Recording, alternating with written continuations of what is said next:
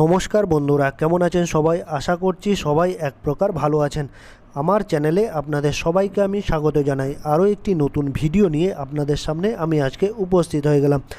বন্ধুরা, আমি আজকে আপনাদের ফোনের ডিসপ্লের এমন কিছু গুরুত্বপূর্ণ সেটিংস শিখিয়ে দেবো, যে সেটিংসগুলো আপনারা করে নিলে আপনাদের মোবাইলের ব্যাটারির ব্যাকআপ কিন্তু অনেকটাই বেড়ে যাবে। অর্থাৎ আপনার মোবাইলের ব্যাটারি ব্যাকআপ ধরুন এখন 5 ঘন্টা যাচ্ছে, বা আপনার মোবাইলের ব্যাটারি ব্যাকআপ এখন একদিন যাচ্ছে। এই সেটিংসগুলো আপনারা করে নিলে আপনাদের মোবাইলের ব্যাটারি ব্যাকআপ কিন্তু 2 দিন থেকে 3 দিন যেতে পারে। আপনাদের ব্যবহারের উপর সেটা নির্ভর করছে, কিন্তু নিশ্চিতভাবে আপনাদের আমি বলতে পারি যে এই সেটিংসগুলো আপনারা করে নিলে, মোবাইলের ডিসপ্লের এই গুরুত্বপূর্ণ সেটিংসগুলো করে নিলে আপনার মোবাইলের ব্যাটারির ব্যাকআপ কিন্তু সম্পূর্ণভাবে বেড়ে যাবে। তো এই গুরুত্বপূর্ণ সেটিংসগুলো কিভাবে করবেন, তো চলুন প্রথমে আপনাদের মোবাইলের সেটিংস অপশানে আমি নিয়ে চলে যাই।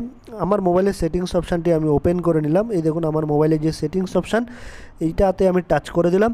আমার এটা রেডমির মোবাইল বন্ধুরা, তাই এরকম কিন্তু পেজ দেখাচ্ছে। আপনাদের যদি অন্য মডেলের মোবাইল হয়ে থাকে তাহলে আপনাদের মোবাইলের মডেল নাম্বারটা আমার কমেন্ট বক্সে লিখে জানাবেন, তাহলে আমি কিন্তু আপনাদের সাহায্য করতে পারবো।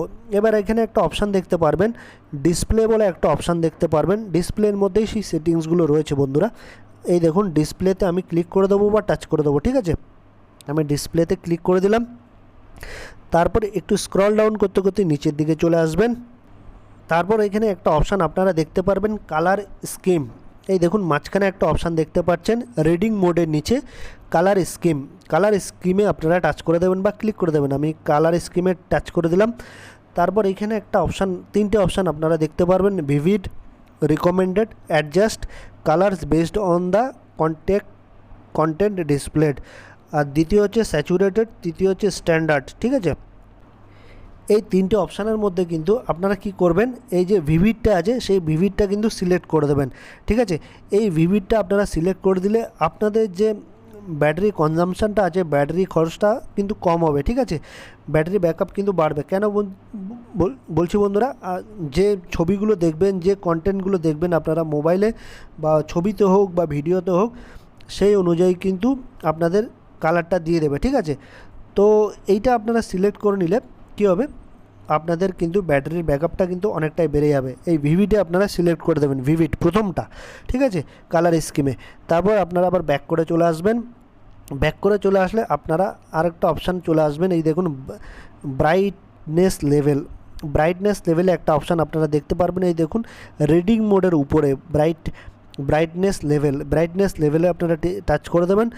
এই দেখুন অটোমেটিক স্ক্রিন ব্রাইটনেসের আমরা এখানে ইচ্ছে করে বাড়াতেও পারি, কমাতেও পারি, ঠিক আছে। তো এইখানে আপনারা কি করবেন, এখানে অনেকে 2টো অপশান আছে, অটোমেটিক ব্রাইটনেস আর সানলাইট মোড, ঠিক আছে।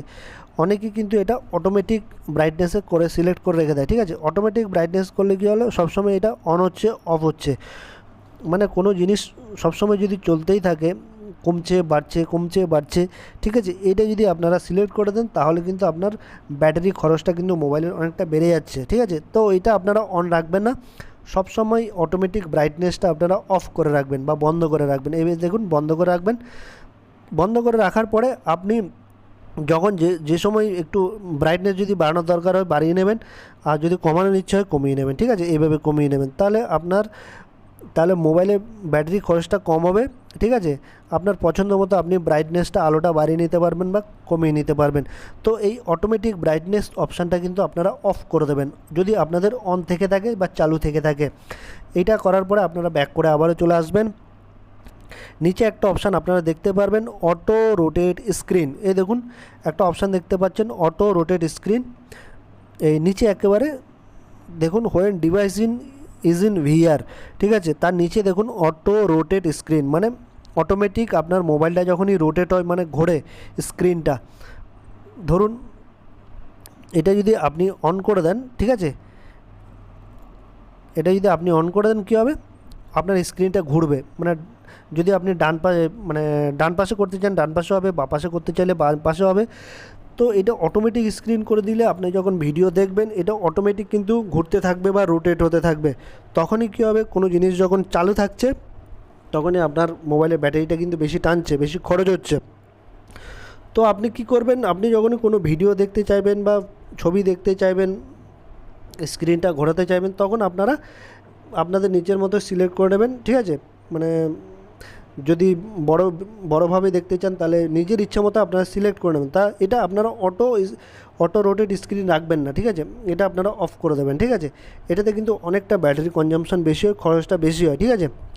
তো অনেকেই কী হয়, এটা অন থাকে, যখন খুশি এটা যখনই আমার হাতে এরকম মোবাইলটা নাড়াচাড়া করি, বাপাশে রাখলে বাপাশে ঘুরে যায় ভিডিওটা বা ছবিটা, ডান পাশে ঘোরালে ডান পাশে ঘুরে যায়, মোবাইলটা এরকম হেলালে দুলালে, ঠিক আছে।